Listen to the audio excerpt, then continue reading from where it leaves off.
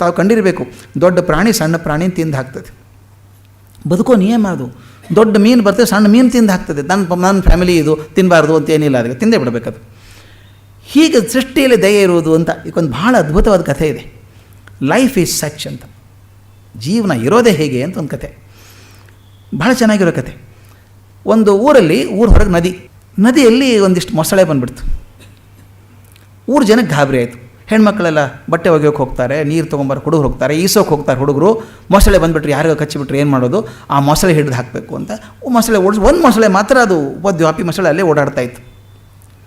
ಒಂದು ದಿವಸ ಊರವರೆಲ್ಲ ತೀರ್ಮಾನ ಮಾಡಿದರು, ಇದಕ್ಕೆ ಏನಾದರೂ ಮಾಡಬೇಕು. ಹಸುಗಳ ಕಾಲು ಹಿಡ್ಕೊಂಡ್ಬಿಡ್ತು. ಮೊನ್ನೆ 2 ಹಸು ಸತ್ತೋಗಿದೆ, ಹೇಗಾರು ಉಳಿಸ್ಬೇಕು ಅಂಥೇಳಿ ಒಂದು 100 ಜನ ತರುಣರು ಧೈರ್ಯ ಮಾಡಿ ಒಂದು ಬಲೆ ತೊಗೊಂಡು ಹೋದ್ರಂತೆ. ತೊಗೊಂಡು ಹೋಗಿ ಆ ಮೊಸಳೆ ಬೆನ್ನತ್ತಿ ಹೋಗಿ ಅದನ್ನು ಮೊಸಳೆ ಇದು ಕಟ್ಟಿಬಿಟ್ರು. ಬಲೆಯಲ್ಲಿ ಕಟ್ಟಿಬಿಟ್ರು. ಬಾಯಿಗೆ ಅಷ್ಟುಬಿಟ್ಟು ಕಟ್ಟಿ ಎಳ್ಕೊಂಡು ತಂದು ದಂಡೆಗೆ ಹಾಕಿಬಿಟ್ರು. ಇನ್ನು ಸ್ವಲ್ಪ ದಿವಸ ಫಾರೆಸ್ಟ್ ಆಫೀಸರ್ನ ಕರೆದು ಕೊಟ್ಬಿಡ್ಬೇಕು ಅಂತ ಅವ್ರ ತೀರ್ಮಾನ. ಆ ಮೊಸಳೆ ಕಷ್ಟ ಆಗಿಬಿಡ್ತು ಪಾಪ, ಸಿಕ್ಕಾಕೊಂತು, ಇನ್ನು ಸಾಯ್ತೀನಿ ಅಂತ ಗೊತ್ತಾಯಿತು.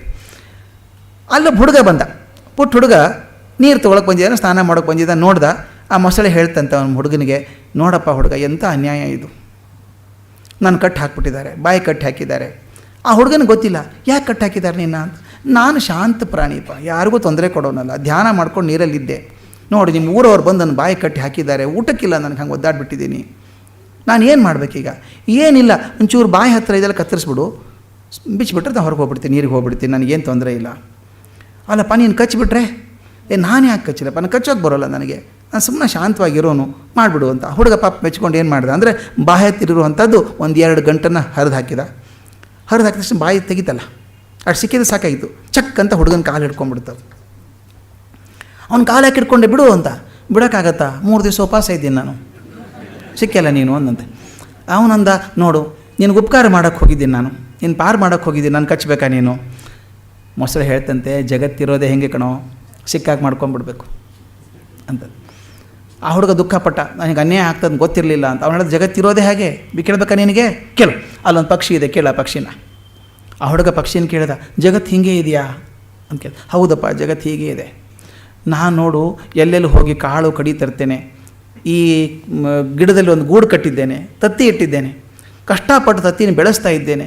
ಆ ದರಿದ್ರ ಹಾವು ಬಂದು ತತ್ತಿ ತಿಂದು ಹೋಗುತ್ತಲ್ಲ, ನಾನು ಕಷ್ಟಪಟ್ಟು ಮಾಡಿದಂಥ ಕೆಲಸ, ಬುಟ್ಟಿ ಕಟ್ಟಿ ಎಲ್ಲ ಮಾಡಿ ತತ್ತಿ ಇಟ್ಟಿದ್ದೀನಿ, ಹಾವು ತಿಂದು ಹೋಗುತ್ತಲ್ಲ, ಇದು ಹೀಗೆಪ್ಪ ಜಗತ್ತಂದರೆ ಹೀಗೆ, ಅದೇನು ನಡೀತದೆ, ಜಗತ್ತು ಹೀಗೆ ಅಂತ ಹೇಳೋಕ್ಕಾಗಲ್ಲ, ಅದು ಹಿಂಸೆ ಇರುತ್ತೆ ಅಂತ. ಹುಡುಗನೇನೂ ನಂಬಿಕೆ ಆಗಲಿಲ್ಲ. ಕೇಳು, ಆ ಕತ್ತೆ ಬರ್ತಾಯಿದ್ದು, ಕತ್ತೆ ಕೇಳು ಅಂತ ಹೇಳ್ದ. ಕತ್ತೆ ಬರ್ತಾಯಿತ್ತು. ಕತ್ತೆ, ಜಗತ್ತು ಇಷ್ಟು ಕೆಟ್ಟದಾಗಿದೆಯಾ ಅಂತ ಕೇಳ್ದ. ಹೌದಪ್ಪ, ಜಗತ್ತು ಬಹಳ ಕೆಟ್ಟದಾಗಿದೆ. ನಾನು ನೋಡು, ಧೋಬಿಕಾ ಕುತ್ತ ಇದು ಧೋಬಿಕಾ ಗಧ ನ ಘರ್ಕ ನ ಘಾಟ್ಕ ಅಂತ, ಮನೇನೂ ಇಲ್ಲ, ದಂಡೇನೂ ಇಲ್ಲ. ಮಣ್ಣು ಹೊತ್ಕೊಂಬರ್ತೇನೆ, ಬಟ್ಟೆ ಹೊತ್ಕೊಂಬರ್ತೇನೆ, ಒಗಿತಾನೆ, ಮತ್ತೆ ಹೊತ್ಕೊಂಡು ಹೋಗ್ತಾನೆ. ಬರೀ ಹೊರೋದೇ ಕೆಲಸ ಆಗೋಯ್ತು ನಂದು. ನಾನು ವಯಸ್ಸು ಸಣ್ಣದಿದ್ದಾಗ ಬೇಕಾದಷ್ಟು ಹೊತ್ತೆ. ಈಗ ನನಗೆ ವಯಸ್ಸಾಯ್ತು ಅಂತ ಕಲ್ಪನೆ ನಮ್ಮ ಯಜಮಾನಿಗೆ ಬರ್ತಾಯಿಲ್ಲ. ಹೊಡಿತಾನೆ, ಹೊತ್ಕೊಂಡು ಹೋಗ್ದಿದ್ರೆ ಬೀಳ್ತೇನೆ, ಕಾಲು ಕೆತ್ತು ಹೋಗುತ್ತೆ. ಏನು ದಯೆ ಅಂತ ಇಲ್ಲಪ್ಪ ಮನುಷ್ಯನಿಗೆ. ಜಗತ್ತಿರೋದೇ ಹಾಗೆ. ಕೆಲಸ ಇದ್ದಾಗ ಮಾಡಿಸ್ಕೋತಾರೆ, ಬೇಡದಾಗ ನಿರಾಕರಣೆ ಮಾಡ್ತಾರೆ. ಜಗತ್ತಿರೋದು ಹೀಗೆ ಅಂತ ಅವನು ಹೇಳಿದಂತೆ. ಹುಡುಗನಿಗೆ ಭಾಳ ಕೆಟ್ಟ, ಜಗತ್ತು ಹೆಂಗಿರೋದಾದ್ರೆ ಏನು ಮಾಡೋದು? ಅಷ್ಟೊಂದು ಮೊಲ ಬಂತಂತೆ. ಆ ಮೊಲಕ್ಕೆ ಕೇಳಿದ ಹುಡುಗ, ಜಗತ್ತು ಇಷ್ಟು ಕೆಟ್ಟದಾಗಿದೆಯಾ? ಮೊಲ ಹೇಳ್ತು, ಜಗತ್ತು ಅಷ್ಟು ಕೆಟ್ಟದಾಗಿಲ್ಲ. ಯಾರು ಹೇಳಿದ್ರು ನಿನಗೆ? ಈ ಮೊಸಳೆ ಹೇಳುತ್ತೆ ಅಂತ. ಹೌದಾ, ನೀನು ಯಾಕೆ ಹೊರಗೆ ಬಂದಿದ್ದೀಯಾ? ಮೊಸಳೆ ಕೇಳ್ತಂತೆ ಮೊಲ. ಯಾಕಂದರೆ ನಾನು ಬಂದಿದ್ದೀನಿ, ಶಾಂತ ತಪಸ್ ಮಾಡೋನು ನಾನು. ಮೊಲಕ್ಕೆ ಗೊತ್ತು ಅದು ಮೊಸಳೆ ಹೇಗಿದೆ ಅಂತ. ಮೊಸಳೆ ಹೇಳ್ತಂತೆ, ಹಾಗಾದ್ರೆ ಒಂದು ಕೆಲಸ, ನನಗೆ ಪ್ರಶ್ನೆ ಇದೆ, ಆ ಪ್ರಶ್ನೆಗೆ ಉತ್ತರ ಕೊಟ್ಟರೆ ನೀನು ಪ್ರಶ್ನೆಗೆ ಉತ್ತರ ಕೊಡ್ತೀನಿ, ಜಗತ್ತು ಹೇಗಿದೆ ಅಂತ ಉತ್ತರ ಕೊಡ್ತೀನಿ. ನೀನೇನು ಮಾಡಬೇಕು? ಈ ನೀರಿಂದ ಹೊರಗೆ ಹೇಗೆ ಬಂದೆ, ಬಲೆ ಒಳಗೆ ಹೇಗೆ ಸೇರಿಕೊಂಡೆ ನೀನು? ನಾನು ಸೇರ್ಕೊಳ್ಳೆ, ಹಿಡಿದು ಹಾಕಿದ್ರು ಅವರು. ಅಲ್ಲ, ಒಳಗಡೆ ಹೇಗೆ ಹೋದೆ ನೀನು? ನಿನ್ನ ಬಾಯಿ ಈ ಹುಡುಗನ ಕಾಲು ಹೇಗೆ ಹಿಡ್ಕೊಳ್ತು? ಹೇಗೆ ಹಿಡ್ಕೊಳ್ತಿದ್ದೆ? ಬಾಯಿ ತೆಗೆದಕ್ಕೆ ಹಿಡ್ಕೊಂಡೆ ಅಂತ ಹೇಳ್ತಂತೆ. ಅದು ಹಿಡ್ಕೊಂಡು ತೋರಿಸ್ಬೇಕಲ್ಲ ನನಗೆ, ಅದು ಹೇಗೆ ಹಿಡ್ಕೊಂಡೆ ಅಂತ ಒಂದು ಸಲ ತೋರಿಸ್ಬಿಡಿ, ಇನ್ನೊಂದು ಸಲ ನನಗೆ, ಆವಾಗ ನಾನು ಉತ್ತರ ಕೊಡ್ತೀನಿ ಅಂತಂತ. ಆ ಮೊಸಳೆ ಬಾಯಿ ತೆಗಿತಂತೆ. ಮೊಲ ಹೇಳ್ತು ಹುಡುಗನಿಗೆ, ಓಡಿನ ಅಂತ ಹೇಳ್ತಂತೆ. ಆ ಹುಡುಗ ಕಾಲು ಕಿತ್ಕೊಂಡು ಓಡ್ದ. ಮೊಸಳೆ ಅಂತಂತೆ, ಅನ್ಯಾಯ ಮಾಡಿಬಿಟ್ಟೆ ನನಗೆ ಹುಡುಗ ಸಿಕ್ಕಿದ್ದು ಅಂತ. ಜಗತ್ತಿರೋದೇ ಹೇಗಪ್ಪ, ಜಗತ್ತಿರೋದೇ ಹೇಗೆ ಅಂತ ಮೊಲ ಹೇಳ್ತಂತೆ. ಆ ಹುಡುಗ ಏನು ಮಾಡಿದ, ಓಡ್ಬೋದ ಊರಿಗೆ. ಮೊಸಳೆ ಬಾಯಿ ಕಿಚ್ಕೊಂಡ್ಬಿಟ್ಟಿದೆ, ನೋಡಿ ನನ್ನ ಕಾಲಿಗೆಲ್ಲ ಗಾಯ ಆಗೋಗಿದೆ ಅಂತೇಳಿ. ಮತ್ತೆ 100 ಜನ ಹುಡುಗರು ಬಂದರು. ಅಯ್ಯೋ, ಮೊಸಳೆ ಮತ್ತೆ ಕೆಟ್ಟ ಕೆಲಸ ಮಾಡ್ತಾ ಇದೆ ಅದು ಅಂತ. ಬರ್ಬೇಕಾದ್ರೆ ಬೇಟೆ ನಾಯಿ ತೊಗೊಂಬಂದರು ಹೆದರ್ಸೋದಕ್ಕೆ. 3-4 ಬೇಟೆ ನಾಯಿ ಬಂತು. ಊರು ತರುಣರೆಲ್ಲ ಬಂದರು. ಮತ್ತೆ ತೊಂದರೆ ಕೊಡ್ತೀಯ ಅಂತ ಬಾಯಿಗೆಲ್ಲ ಬಿಗಿದು ಕಟ್ಟಿದರು. ಕಟ್ಟಿಬಿಟ್ಟು ಅದನ್ನು ಹಿಡ್ಕೊಂಡು ಹೋಗಿ ಫಾರೆಸ್ಟ್ ಡಿಪಾರ್ಟ್ಮೆಂಟಿಗೆ ಕೊಟ್ಬಿಟ್ರು.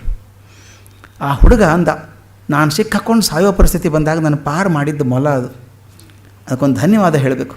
ಮೊಲ ಎಲ್ಲಿದೆ ಅಂತ ನೋಡಿದ್ದಂತೆ.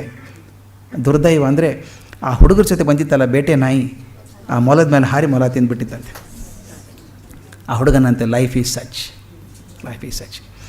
ನಾನು ಹೇಗೆ ಆಗಬೇಕು ಅಂತೇನೆ ಜಗತ್ತು ಹಾಗೆ ನಡೆಯೋಲ್ಲ, ಅದು ನಡೆಯೋದನ್ನು ಗಮನಿಸಬೇಕಷ್ಟೇ. ನಾನು ಜೀವನದಲ್ಲಿ ಹಿಂಸೆ ಇದೆ, ಹಿಂಸೆ ಇದೆ. ಎಲ್ಲಿ ಅಹಿಂಸೆ ಬೇಕೋ ಅಲ್ಲಿ ಹಿಂಸೆ ಮಾಡ್ಕೋಬೇಕು. ಸೃಷ್ಟಿಯಲ್ಲಿ ದಯೆ ಇಲ್ಲ ಅಂತ ಹೇಳ್ತಾರೆ. ಜಗತ್ತು ಬದಲಾದ ಹಾಗೆ, ಹೊಸ ಜನಾಂಗ ಬಂದ ಹಾಗೆ ಹಳೆಯದು ಮರಿ ಆಗ್ತದೆ, ಮಸಕಾಗ್ತದೆ.